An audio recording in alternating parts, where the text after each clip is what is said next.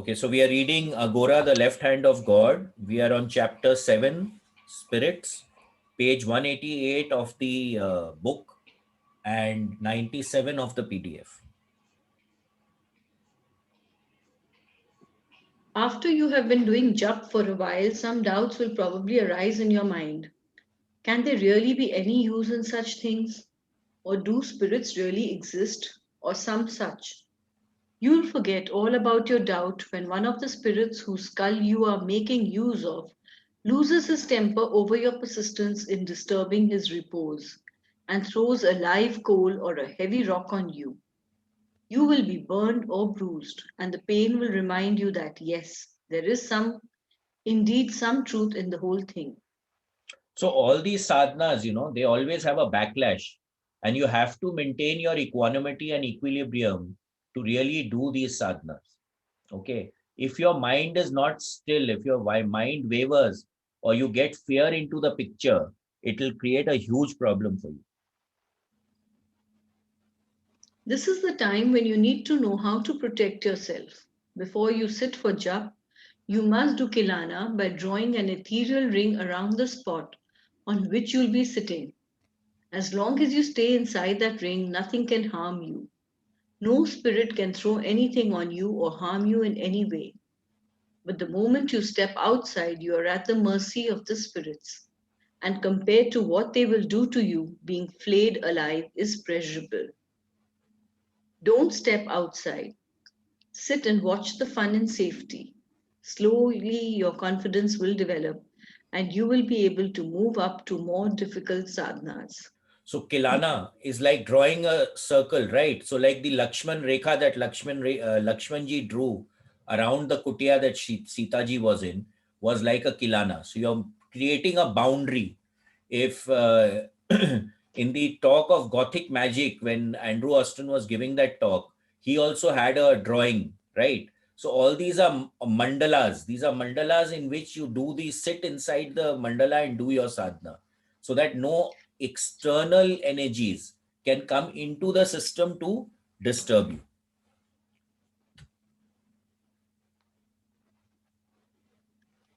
Sadhana of a spirit means enticing it with things it likes and then maintaining it with mantras.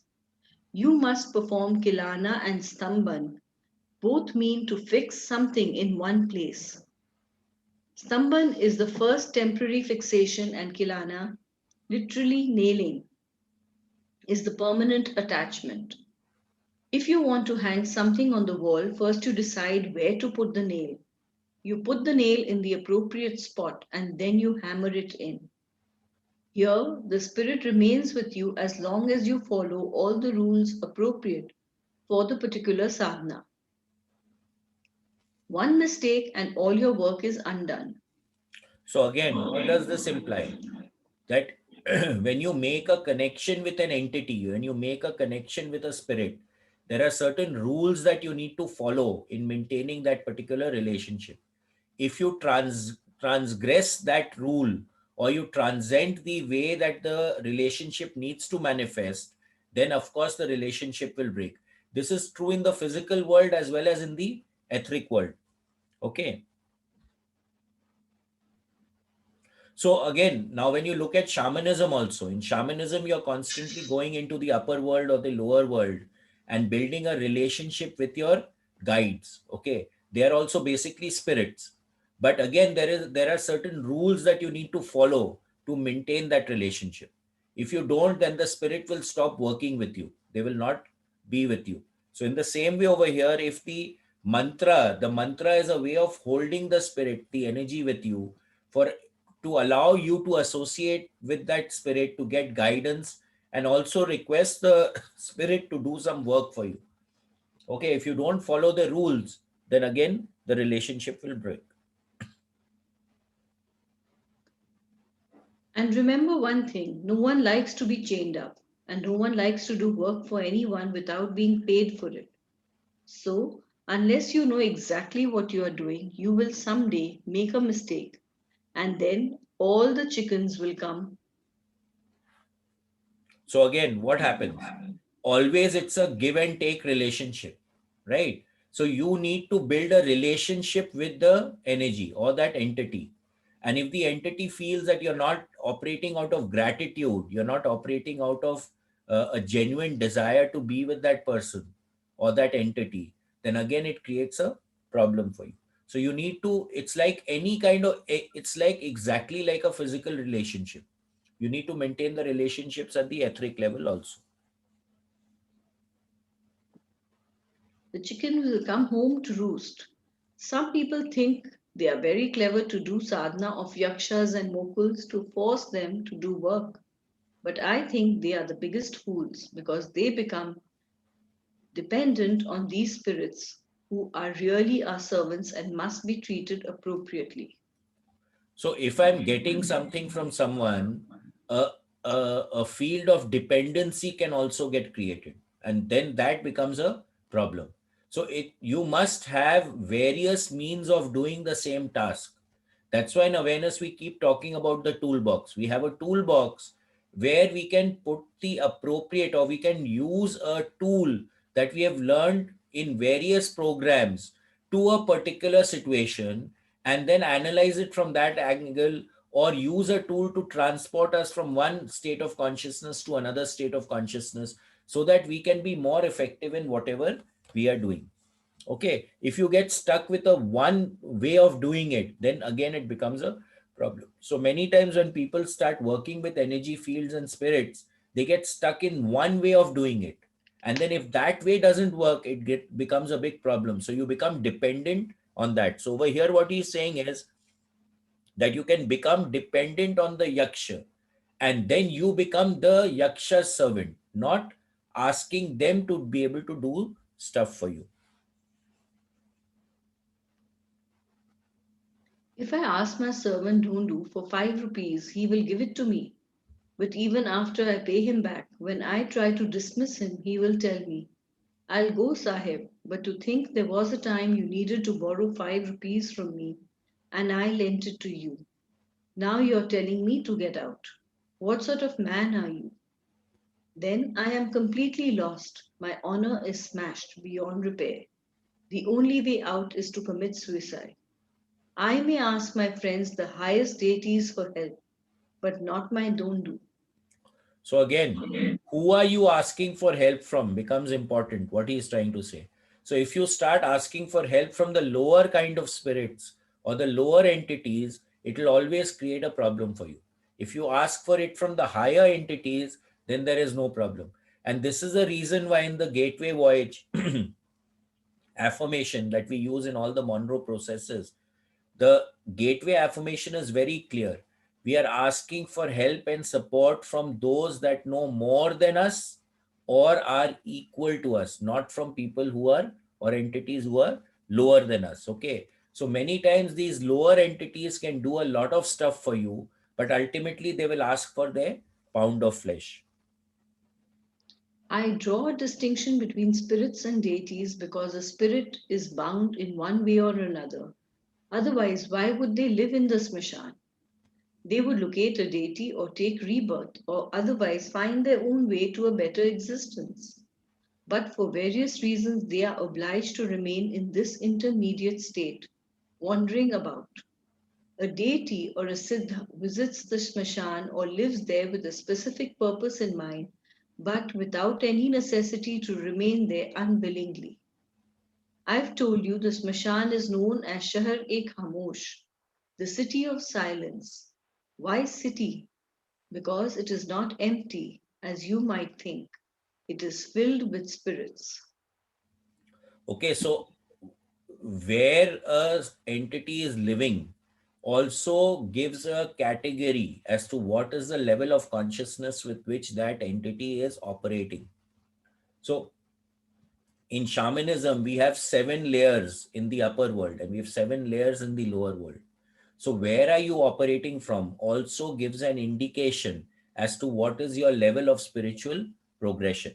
So again, over here in the Shamshan, what kind of spirits will live there on a permanent basis? So mainly people who are stuck in focus 23 when we correlate it with the Monroe process, where they are not being able to get out of that 23, those people are stuck over there.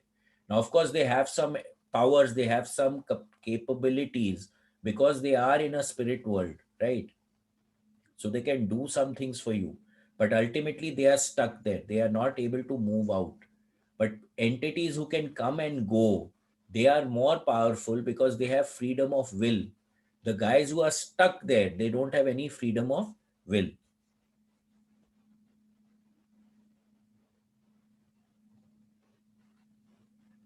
Of course, not everyone can see the spirits. Nowadays, most people's minds are so enmeshed in the slush of the samsara that they have no subtlety of perception whatsoever. Only when your mind becomes subtle can it soar into the astral regions and begin to perceive all that is waiting to be perceived. So again, if I'm operating from C1 consciousness and I'm totally stuck in that consciousness, which is the material 3D world, naturally the subtle world is not available for me. I'm not expanding my perception to be able to see more, right? And if you are attached, that is what is said in all our shastras also, that attachment is what draws you down. So we need to transcend the attachment from the 3D world. When we transcend the attachment from the 3D world, that is when the expansion starts taking place. And according to me, the Monroe process is the easiest way that I have experienced, which takes you into these altered states so easily and so effectively, so that your perception can start expanding. Matter and energy are never destroyed, just as the astronomers can take measurements and tell us what happened billions of years ago, thanks to dim light being emitted from distant stars. All the events which happened in our universe millions of years ago are still present as subtle vibrations, which are available to anyone who is subtle enough to become receptive to them. So, whatever happens is never lost. Okay. If we have the perception to perceive it, we will be able to perceive it.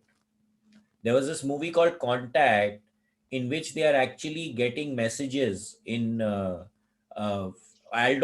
Hitler speaking, right? The radio waves are there, and they're being able to capture it back. So the energy is going, the radio wave has gone, it has bounced against the planet and come back. And then they are capturing it and playing it back. Okay. So what happens? Whenever anything happens, there's a vibration which is created.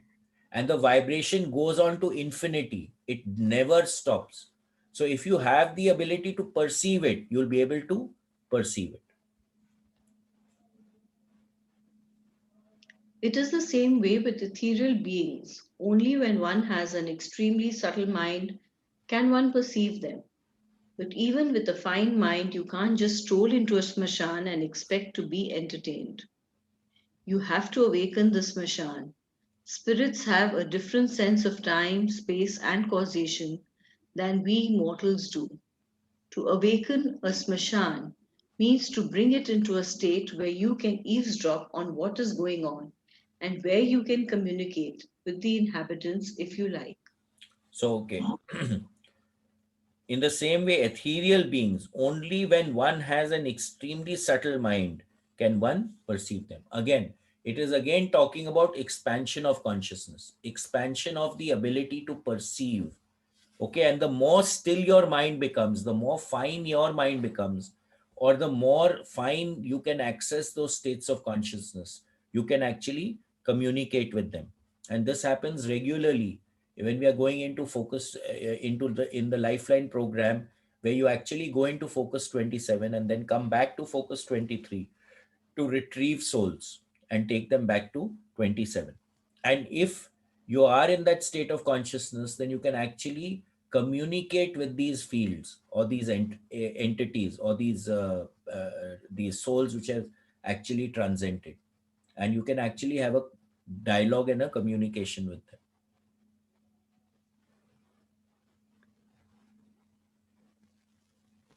Finally, if you have perception and you know how to awaken the smashan, you should never, never, under any circumstances, venture to attempt any sadhana you might read or hear about unless you have a guru to save you if something goes wrong. Even then, your guru may also make a mistake, and then both of you will be sunk. But at least you have tried to provide for a safety net. Many rituals exist which can give you amazing results, and you can succeed at them very quickly. But most of them are so dangerous that 99 out of 100 who attempt them go insane or die. Spirits are not to be trifled with. So again, what happens? That is why guidance is required. Okay, because if you're making a mistake, then the guru can guide you. He can correct you at that point in time itself. Unfortunately, we don't have the gurus nowadays, which is why all these rituals, etc., become little difficult to really perform.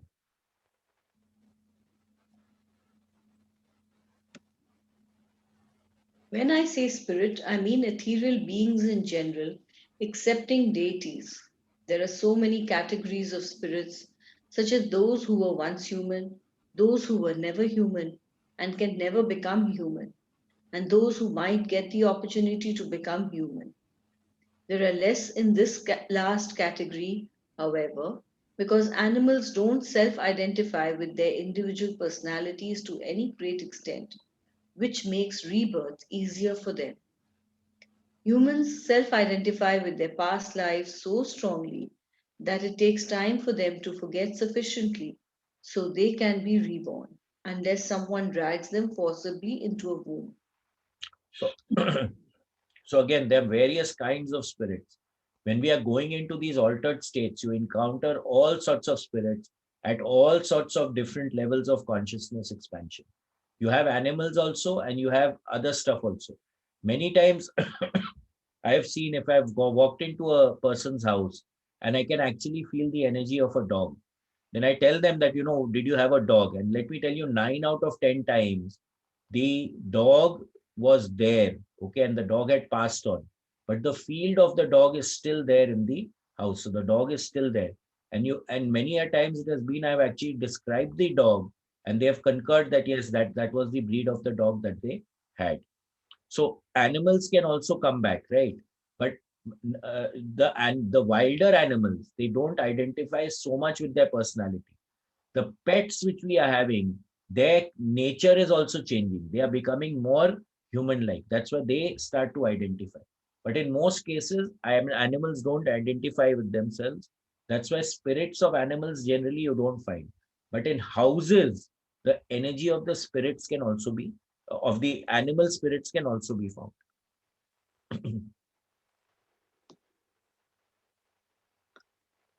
One of the useful things you can do in the smashan is to arrange for spirits to obtain wombs with the help of Lord Shiva, of course. You know, in the south there is a temple whose Shivling is actually in the form of a human penis made of 8 different metals. When a girl is about to be married, she is taken to the temple and made to sit on the ling so that her maiden head is broken. In that way, Lord Shiva is her first husband. It seems So over paradoxical. here, one of the useful things you can do to the Shamshan is arrange for spirits to obtain wombs. So this is very much like taking them from focus 23 to 27.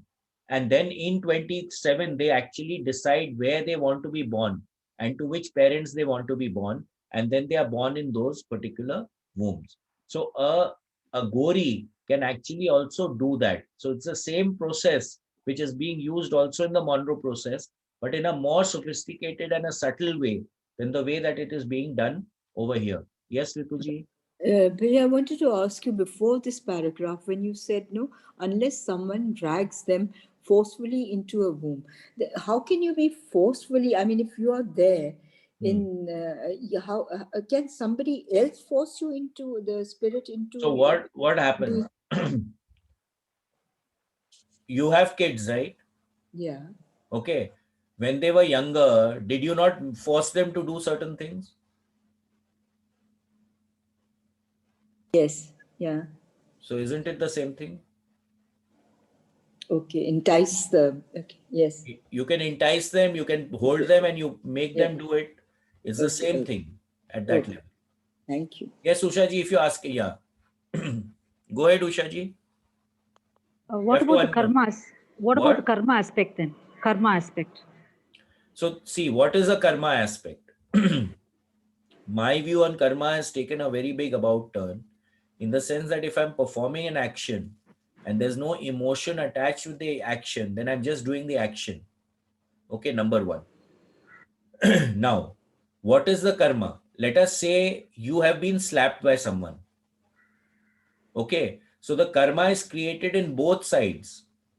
The person who's slapping has experienced slapping, and the person who's getting slapped has experienced getting slapped. Right? Now, to be complete, when we want to join with the Godhead, we have to be complete in having experienced all experiences. So we need to experience getting slapped and we need to experience slapping also. Are you getting what I'm saying? Yeah. So now what is karma? Like someone has slapped you. So now you've experienced getting slapped. Now you need to experience slapping. Okay. So you will go and slap someone else. Yeah. So now both sides are taken care of. Yeah. Now it really doesn't mean that you will do it with the same person. It's pass it on, huh? So the question over here, the way I look at it is that you need to experience the experience from both sides of the coin. That is karma, Okay. if you get what I mean. Yeah, to an extent. Yeah. I mean, May Thank I yeah. ask? Yeah. Yeah. What I wanted to ask is that then I've slapped someone else. Someone Hmm. slapped me. A slapped me. Yeah. I slapped B. But then don't I start a story with B also? See, again, there are two ways of looking at it, right? One is you are identifying with that personality, and the other Yeah. is that you are identifying with the experience. Huh.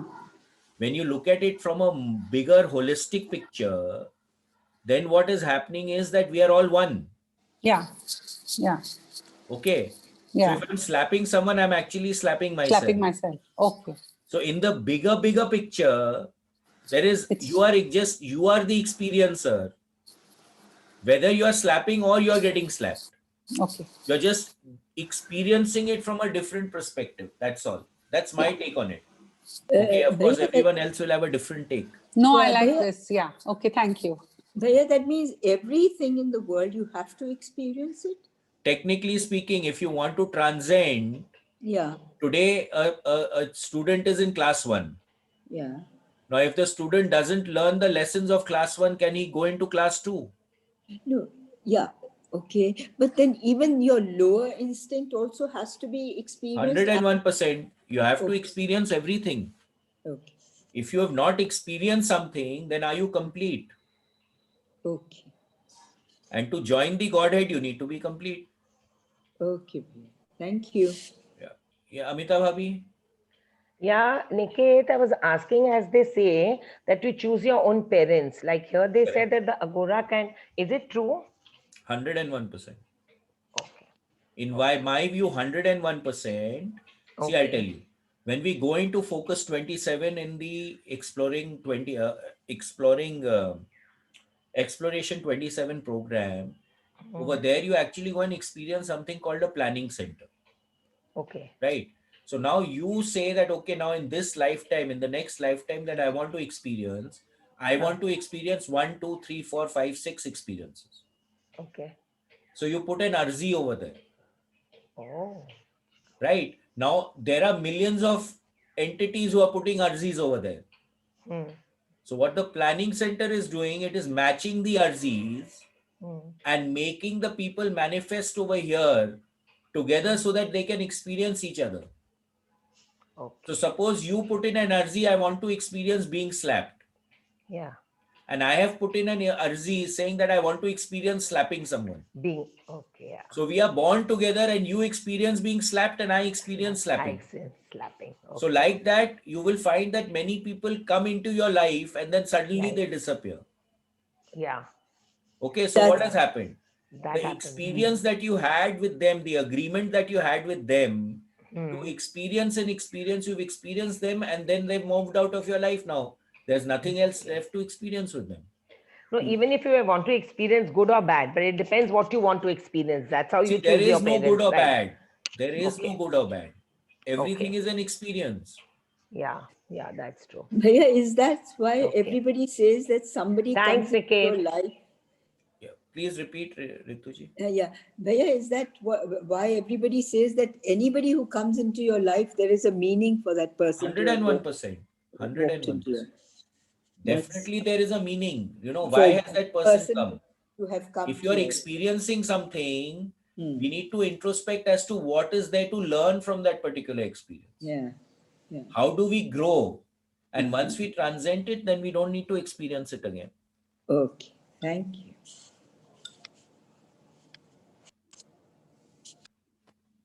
It seems paradoxical, doesn't it? The god of death being the ideal husband.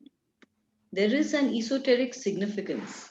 Shiva, being the god of death, is lord of all the spirits, and it is only through his grace that a spirit can be reborn on the earth. What this means practically to an Aghori is that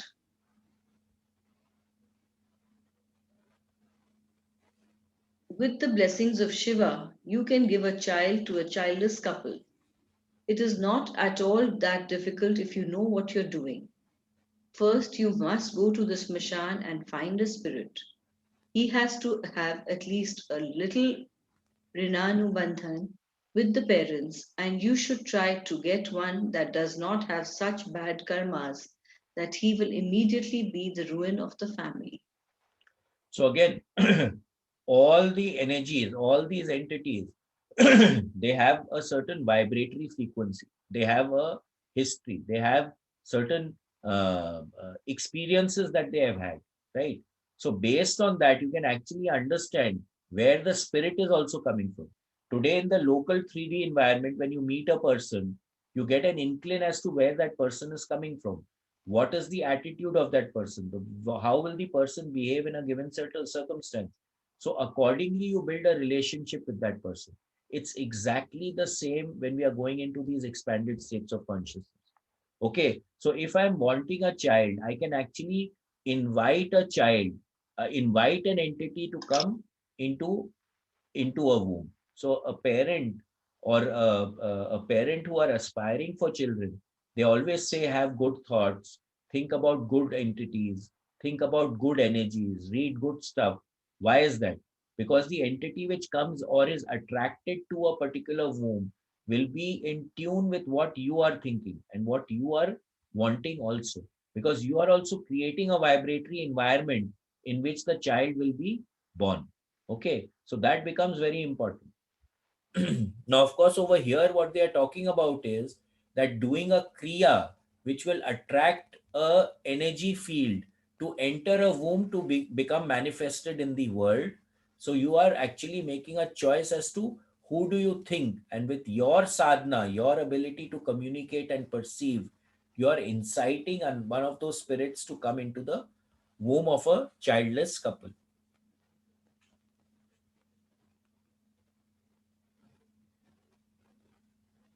Then you must ask Shiva for his blessings to allow the spirit to take birth. Once the blessing is there, nothing can stand in the way. The spirit waits until intercourse takes place and after ejaculation picks a sperm and actually drags it to meet the egg. After fertilization occurs, the spirit ensures that the zygote is firmly implanted into the wall of the uterus. Then there is absolutely nothing to worry about. The spirit will sit at the mouth of the cervix and make sure that the baby grows to full term and that the delivery is smooth and without complications. So again, it's like the blessing. If the entity is with you, you're getting a blessing. Many times, what happens is that these rishi munis and all people who are not having children, they used to do tathastu, and the child used to be born. So this was the thing that was happening. They were able to create an energy field in which pregnancy took place and the child was carried to term. Now, there is a jiva, an individual soul in every sperm.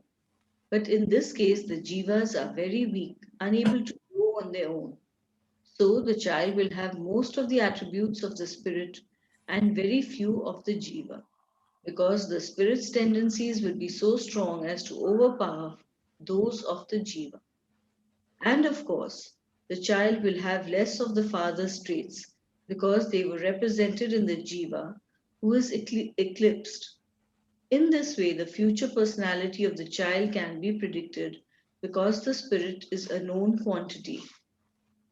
The spirit has little affinity for the mother and father, since most of the Rinanubandhans with them were in the jivas in the sperms, which means the child will leave the family earlier because his Rinanubandhans are with other people. So if you are, you see now what he's talking about here is that the norm in normal clay in normal cases, the DNA of the mother and father are splicing together to form the new child, right? So the jiva he's talking about is the sperm over here.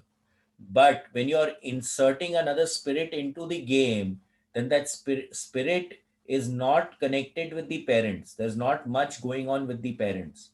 So if that happens, then the child's affinity towards the parents will not be as much as if a normal conception takes place.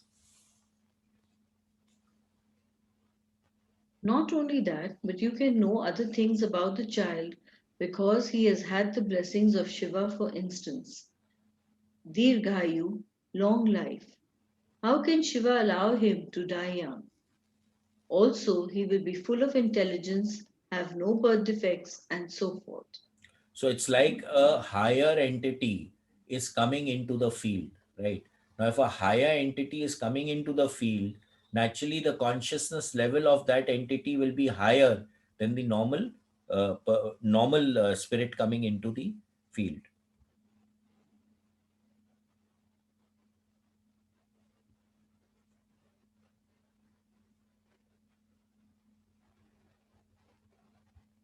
Isn't this a fine way to do things? The parents get what they wanted, a child. The spirit gets what he wanted, a womb. Shiva is happy to see one of his spirits get a womb, and a human one at that. And by doing this, you finish your Rinanu Bandhans with the parents and with the spirit, and yet you perform no karma. You are just a bystander. Isn't it wonderful? It is wonderful. Unfortunately, most of the people who go to the smashan to do sadhana don't look at it that in this way.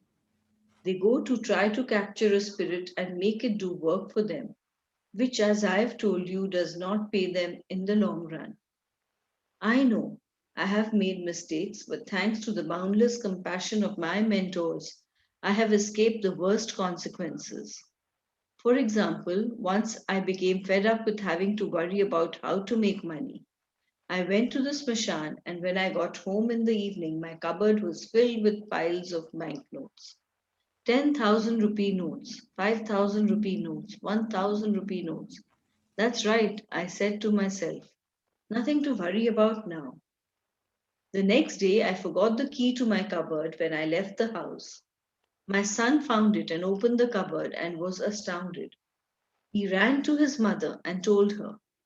They both felt I was hiding it from them because I had been complaining for months about the pitiable condition of my finances. Unfortunately, they succumbed to temptation and they took out 1/4 of the amount and locked it into a chest. Then they relocked the cupboard. Meanwhile, an ethereal being had told me, Your Lordship, this is the situation. Don't lose your temper. I decided I should go home to see for myself. Once I was home, I had tea, and while I was sitting with my wife and son, I said offhandedly, Oh, I forgot the key to my cupboard today. Have either of you seen it? They both denied it, but they both darted a little glance in each other's direction, which confirmed the information I had been told by the spirit. Then I asked for the key to the cupboard. My wife became very defensive and said, What makes you so suspicious? Why should we touch your precious cupboard? a guilty conscience biting. I replied, "Who said anything about your touching it? I just want to show you something." I located the key, opened the cupboard, and it was empty. I told them, "And if you open your trunk, you'll find it empty also."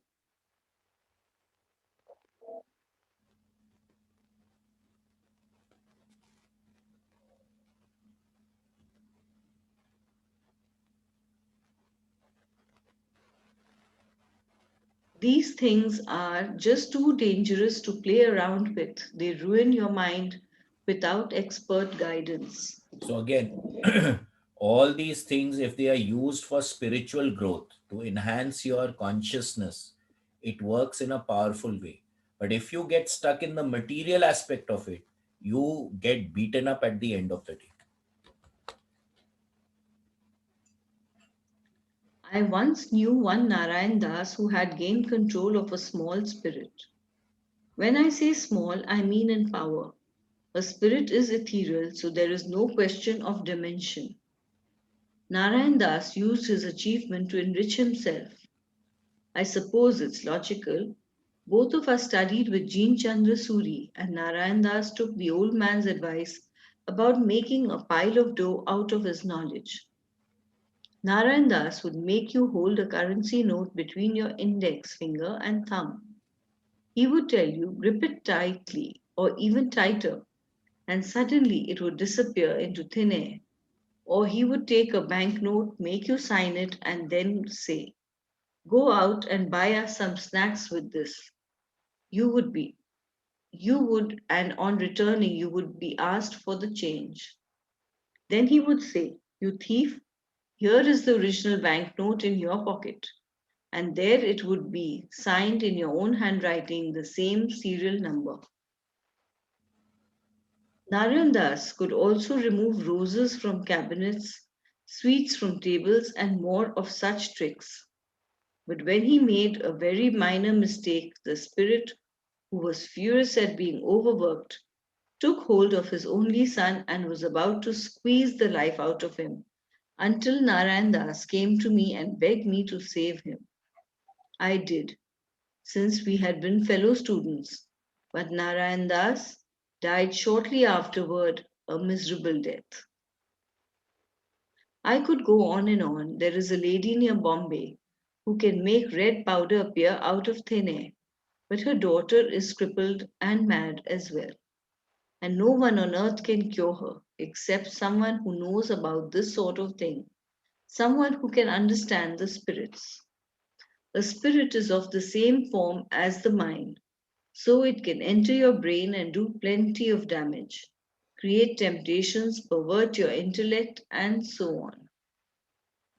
Only if your acuity is as subtle as theirs will you be able to control them absolutely. So I don't know if I mentioned it, but long time back, I mean, I'm talking 25 years back, I think it was in the city of Pune.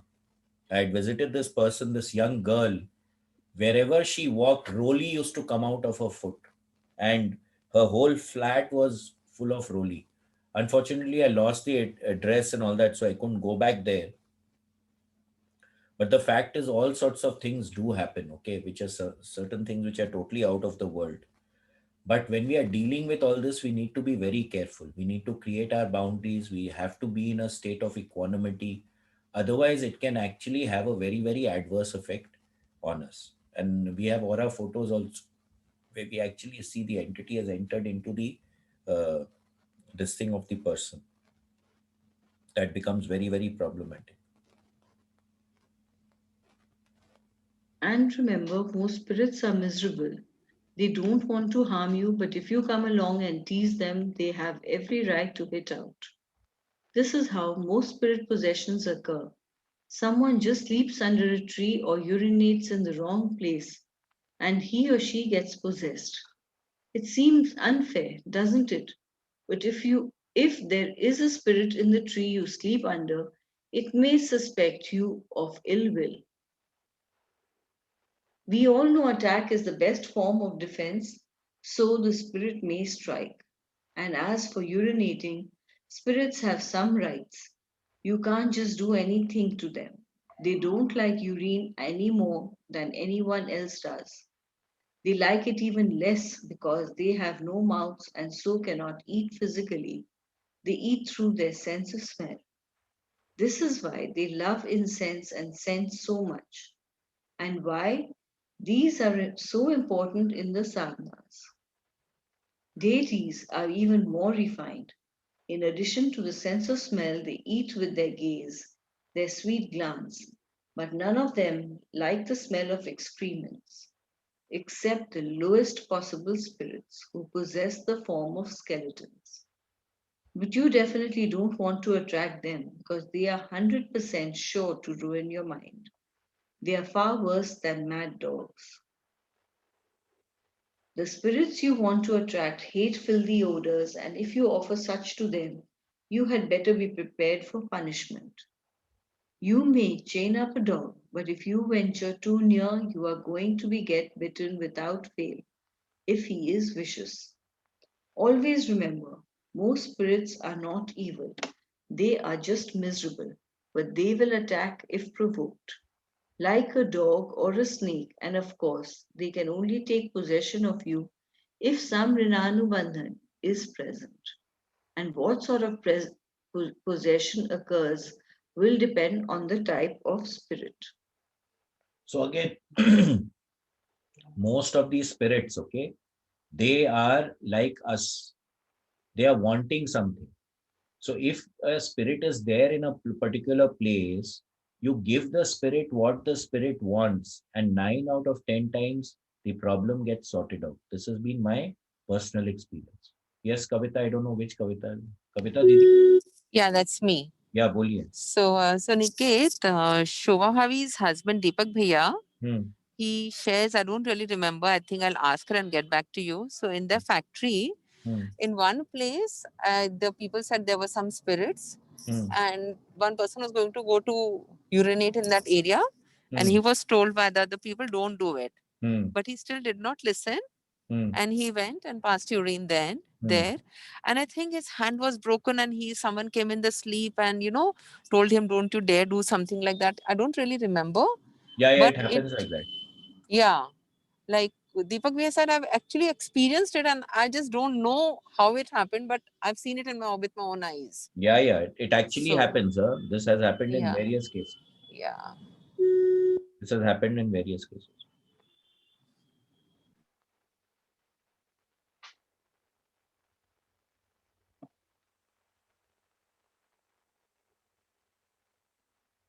I can't begin to explain all the types of spirits. I'll just tell you about a few so that you'll get the idea. There are pretas, people who died without any relative to perform the appropriate ceremonies for them and who are doomed eventually to take the form of a cobra, and bhutas, spirits of the newly dead who are still quite attached to embodied life.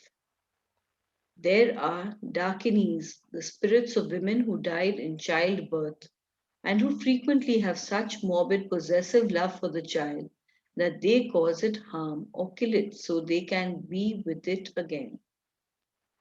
There are headless spirits who were decapitated during life. There are spirits of those who were murdered, hacked to pieces, buried alive, poisoned, you name it. Almost everyone who dies a sudden death becomes a spirit because there is no time to select a new life. This is why a peaceful death. So again, most of what he's explaining over here are entities which have got stuck in focus 23 under the Monroe philosophy, right? Because they are stuck, they are unable to get out of that state and they are unable to evolve. So they get held on to that particular state of consciousness. This is why peaceful death is so important. There are also tiny children, those who were born dead or who died of disease or accident or some more terrible fate. There is the Karn Pishachini. Karn means ear, and when you have succeeded at the sadhana for this type of spirit, it will come and sit on your shoulder and whisper things into your ear.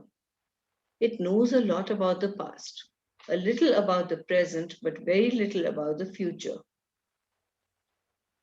This knowledge can come in handy when you are testing someone to learn the source of his knowledge. If he can't predict the future, he may have a Karna Pishachini.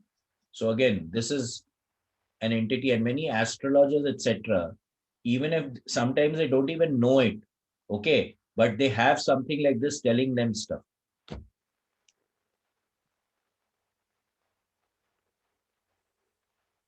Besides telling you events, a Karna Pishachini can protect you and see that you get enough to eat and drink and help you out with your sadhana. But they are possessive and jealous. You try to get into a romance with someone of the opposite sex, and you and your partner will have a hard time of it. But they are very useful. Arjun started out with a Karna Pishachini, so did Ved Vyas. Once you have learned all you can from yours, your guru can remove it from you and you can go on to something higher. So again, the importance of the guru. But again, unfortunately, these kind of gurus are not available anymore. Or they may be available. I'm not saying they're not, but it's not so easy to find. Higher than a Karn Pishachini is the Yakshini, the female form of the Yaksh, a male spirit about at the level of a minor deity.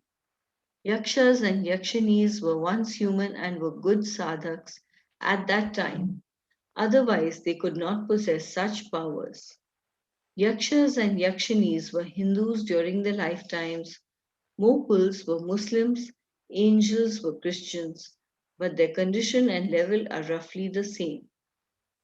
Since they were once humans, they still retain some human traits. A Mokul is most likely to speak to you in Urdu. A Yaksha will take like the sort of things Hindus like, and so on.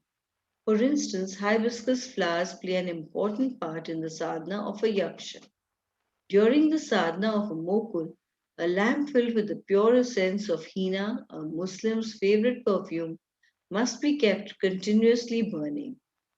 There is a type of spirit who comes to a woman and makes her fall into a stupor, what we call the state of tandra in Sanskrit, and then enjoys sex with her.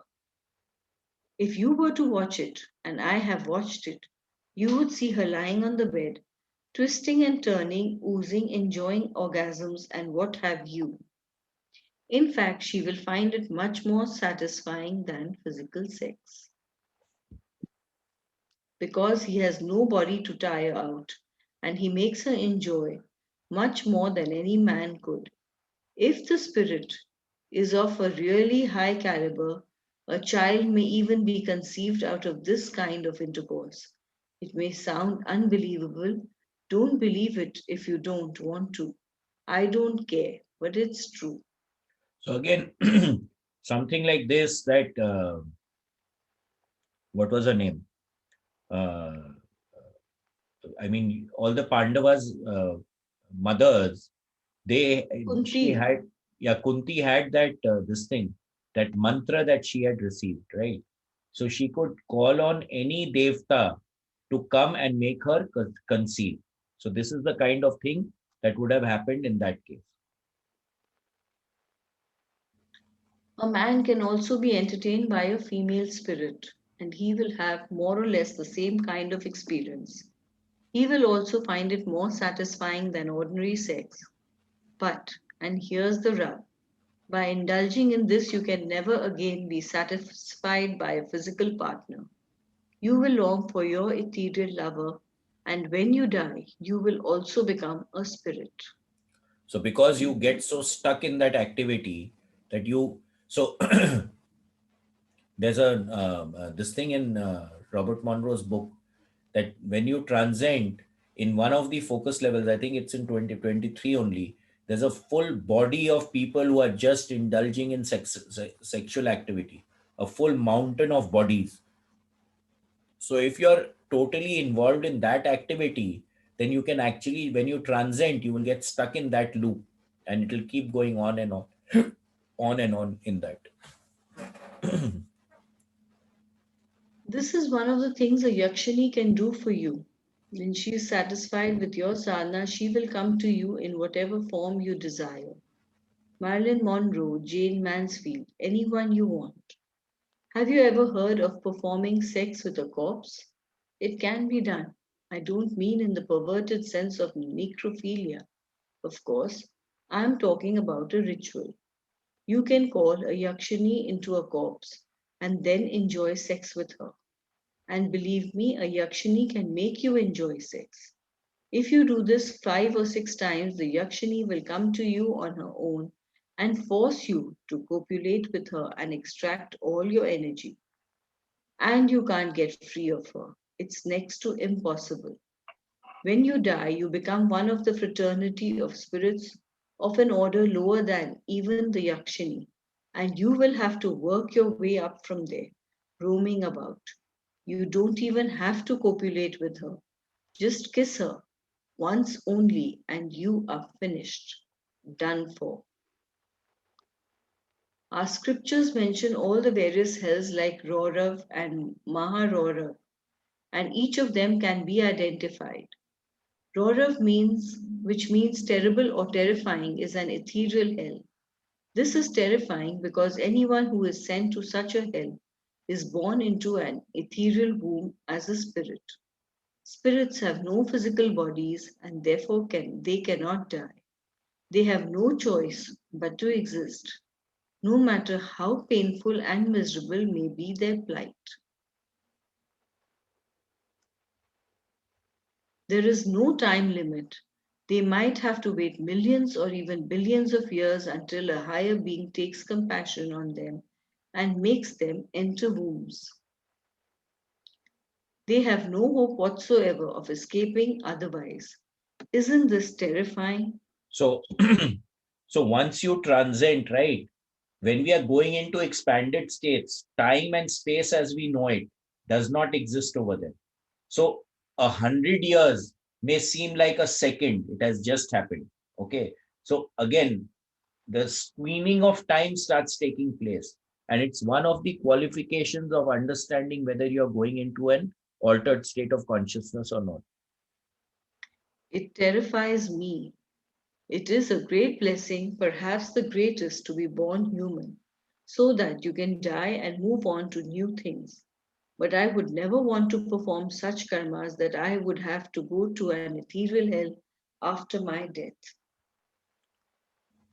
Can you guess who would go to this type of hell? Someone who had fooled about with spirits during his lifetime. Take that fellow who had spent some time with me some years back. All my friends saw how he could help gamblers by correctly predicting what would turn up, and he has helped many people become rich. He does it with spirits. He failed with me though, and ever since his career has been in a tailspin. As for his sadhana, his speciality was to take women who had died in pregnancy or in childbirth, darkinis, and force their spirits to do work for him. He and his guru also unearthed the corpses of over 200 babies. Most Hindus don't cremate their babies and made them work also. Those babies, so innocent. When I think of it, I go into a blind rage.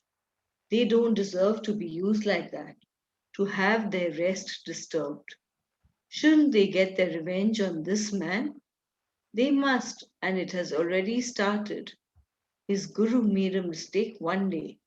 The guru went blind, his family business was ruined, all his brothers and sisters died, his wife and children died, and he too died after watching them all go. His disciple made a mistake one day, and now his younger son is raving mad, worse than an animal. All his family members are cursing this fellow for getting involved in this. He is penniless. The babies are harassing him, and as soon as he dies, I can promise you he will become a spirit, and they will have him in their power for good or until someone pardons him and helps him find a womb. Sadhanas can be dangerous. So you have to know what you are doing.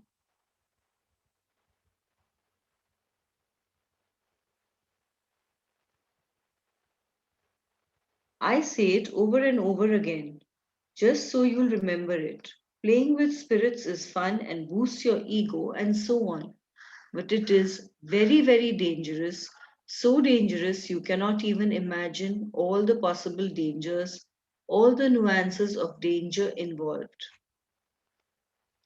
For example, suppose a pishach, a low sort of spirit, becomes pleased with you and blesses you. You may not have asked for the blessing and yet you get it. And the only blessing a pishach can give you is that you will receive everything you ask for. And that can be dangerous. Naturally, if you are a saint or a sadhu, you may be able to take it. But even good sadhus have had to suffer, even when they had not done any sort of sadhana for the spirit, never asked it to come. Once I was in Bombay and I started to get a mental request from someone to come to visit him in Bhopal because he wanted to take Agni Samadhi. To end his life by consuming his body in flames he would create from within.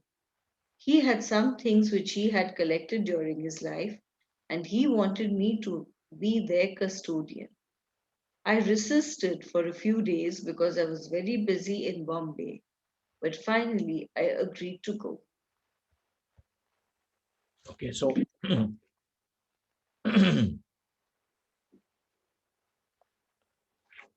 Hmm. So basically, the idea here is that when you're dealing with spirits and energies, you have to be very, very clear and careful. So your intent has to be extremely powerful and very, very clear. Okay, so that you don't get caught up in the play. Should we end here? Yeah, we can stop here at 16. Okay, let's stop here. Anyone, anything?